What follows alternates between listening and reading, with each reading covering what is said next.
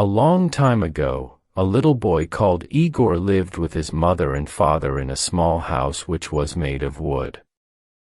Igor's family was very poor. His father was a woodcutter and his mother made clothes for rich people in the city. Their house was in the middle of a large forest in the north of Russia. In summer, the days were long and the forest was alive with the sounds of birds singing to each other. Igor's father taught him the names of the different birds and the boy soon knew all their songs.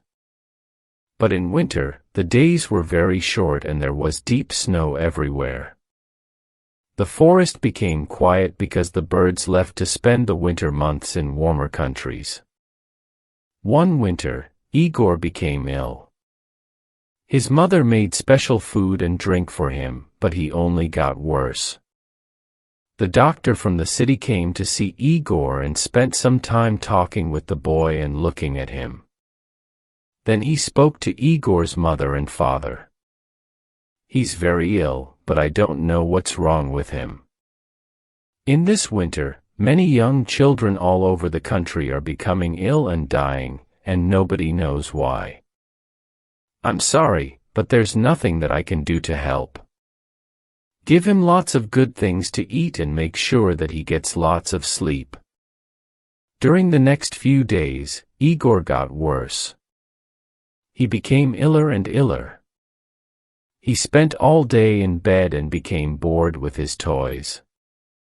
His father brought him little things from the forest to try to make him forget that he was ill, but he was not interested in anything. His face became white and he didn't want to eat.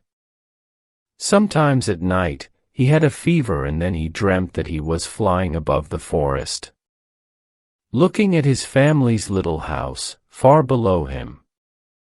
One morning, after a very bad night, Igor woke up and found his father looking at him. "Is there anything that you want?" said his father.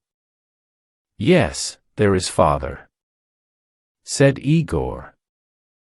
"I miss the songs of the birds.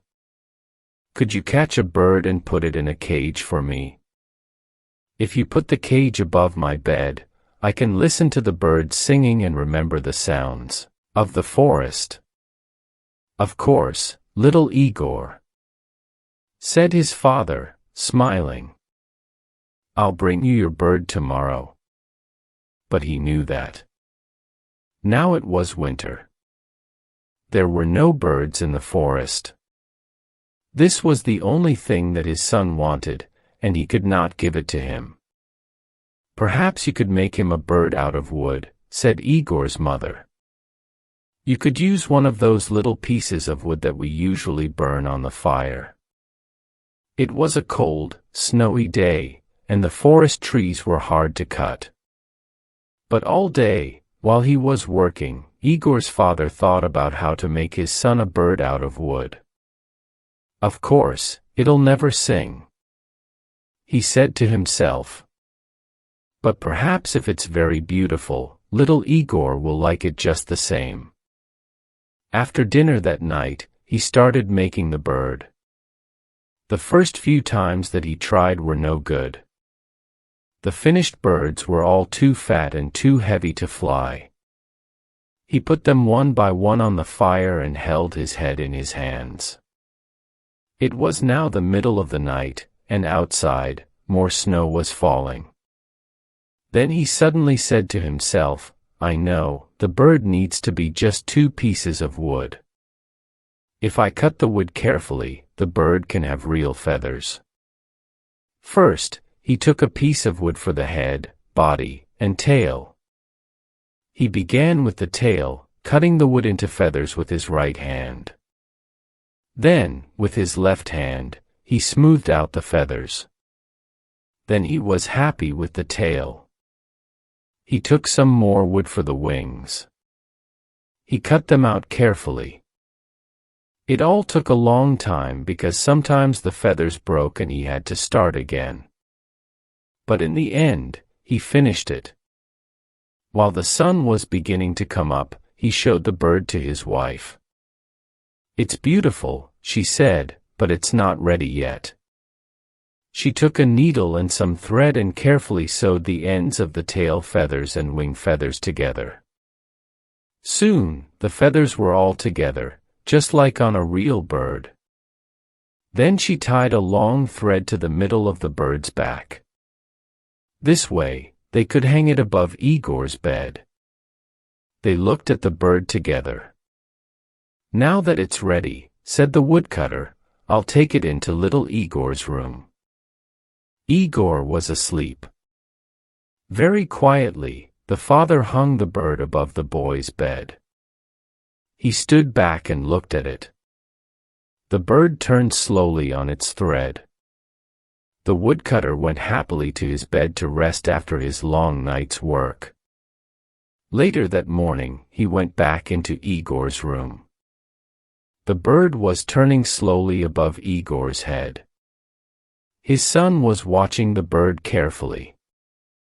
There was a light in his eyes for the first time in many weeks. "It's beautiful, father," said Igor. "Thank you. But I've never seen a bird like it before in the forest." "What's it called?" "That's a good question. I'll find out and tell you later." The next morning, when the woodcutter went into his son's room, he found the boy sitting up in bed, trying to touch the bird. The last time that Igor sat up in bed was many weeks ago, he thought. "So, what's it called, father?"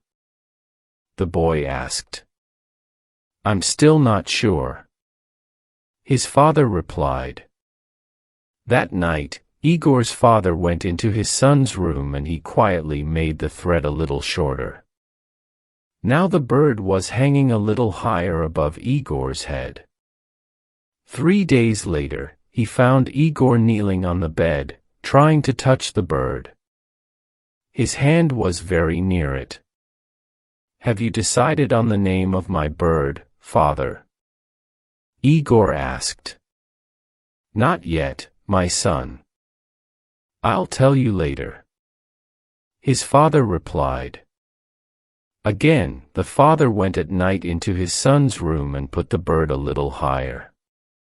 5 days later, Igor was standing on the bed and nearly touching the bird. "Father, help me. I want to make it go round," he said. "Go on trying.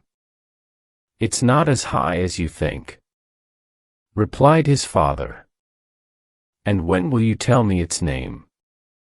"Very soon, my son," replied the father. 7 days later, Igor's father was cutting wood when he heard strange sounds coming from the house. He ran quickly to his son's bedroom. Igor was jumping up and down on his bed, laughing. Above his head, the bird was going round very fast. "Look, father. I touched the bird," shouted Igor happily. "Now, please tell me. What's its name?" "It's called the bird of happiness," his father replied. And his mother, standing at the door, smiled to see her young son so full of life once more.